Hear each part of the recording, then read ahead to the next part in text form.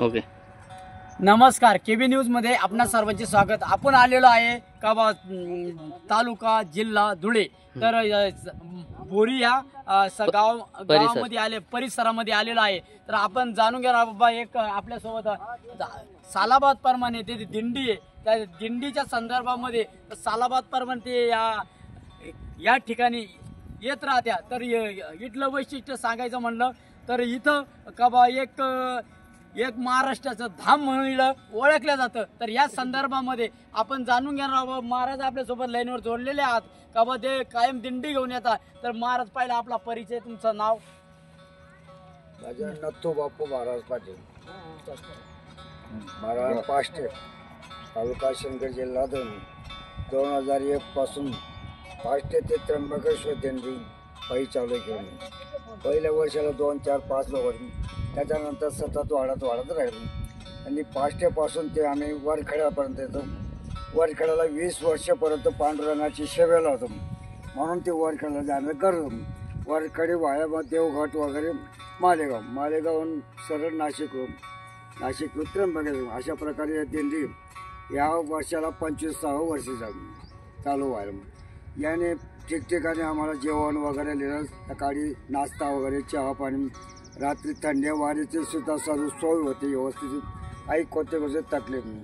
अशा प्रकारे हे दिंडी 25 वर्षापासून या मार्गाने चालू आहे. काही लोकांचा प्रश्न आहे, असं सरळ जाण्यापेक्षा मालेगाव वगैरे असं सरळ जाता येतं तुम्हाला, परंतु मी 20 वर्षे वरखेड्याला होतो पांडुरंगाची सेवाला, त्याच्याकरता वरखेडी वाया आम्ही मालेगाव जातो. अशा प्रकारे दिंडी चालू आहे, कोणत्या गोष्टीची तकलीफ नाही, काही नाही. आणि यावर्षी शिरूरचे सरपंच यांनी एकादशीच्या निमित्ताने फराळ दिली, म्हणून आम्ही थोडा वेळ विश्रांतीसाठी यावर्षी थांबलो. इथून आता पुढे स्वतः दरवर्षी त्यांनी कबूल केलं. दरवर्षी तुम्हाला येते सोय, काही जेवण असो फराळ असो ते आम्ही सोय करत जाऊ, काही कोणती गोष्ट अडचणी. आणि इथे या संगमेश्वर शिवाजी म्हणजे शंकरजीचं दर्शन होतं.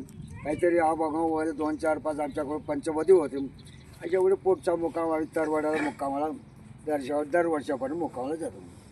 नाही महाराज, मला म्हणायचं असं आहे का बा, तुम्ही इथं येतात का बा, इथं नेमकं बा काय कशा म्हणून येतात आणि इथलं तुम्हाला कसा काय वाटतं बा इकडे आल्यावर, आणि इथं कोणत्या देवाचं स्थान आहे?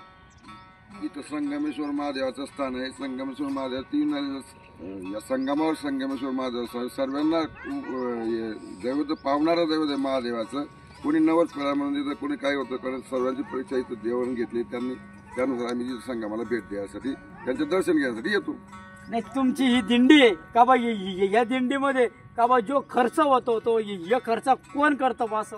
आता खर्चाचं काय आम्हाला खर्चाचं काही लागत नाही. वाटेत आमचे यजमान असतात ठरलेले परवाने त्यांच्याकडे देवाच्या मुक्कामाला जीव काम करायचं चहा पाणी नाश्ता वगैरे सर्व काही होतं. रस्त्याने काही खर्च लागतच नाही. फक्त परमाचं बरोबर शक्ती देतो चालण्याची खर्च एवढा आहे पत्रिका वगैरे छापला वगैरे पताका वगैरे किरकोळ खर्च आहे. काही आपले वारकरी जे येते ते वारकरी लोक काही देतात काही त्याच्या प्रमाणे जे देतात ते घेतो. वाहन वगैरे लागतं वाहनाचे भाडं वगैरे देतात. त्र्यंबकेश्वरला काही खोली वगैरे राहिली त्र्यंबकेश्वर खोलीचं भाडं वगैरे तेवढं भाडं ते वारकरी देतात. काही आम्ही काही दक्षिणातून करतो. नाही मार आता तुमच्या दिंडीमध्ये किती माणसं आहे?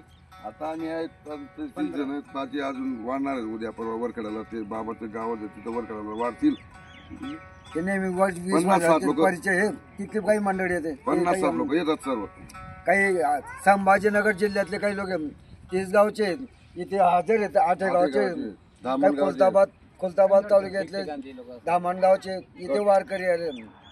काही आपले रताळे पारोडे रताळ्याचे वारकरी 4-5 अशा प्रकारे आम्ही एवढे वारकरी आणि वारकरी काही 25-30 वर्ष 50 वारकरी उडवून दरवर्षीच येते. आणि दिदी तू आता किती वर्षापून या दिंडीमध्ये प्रवास करते आणि तुला कसं वाटतं पहिला तुझा परिचय? ही माझी पहिलीच आहे.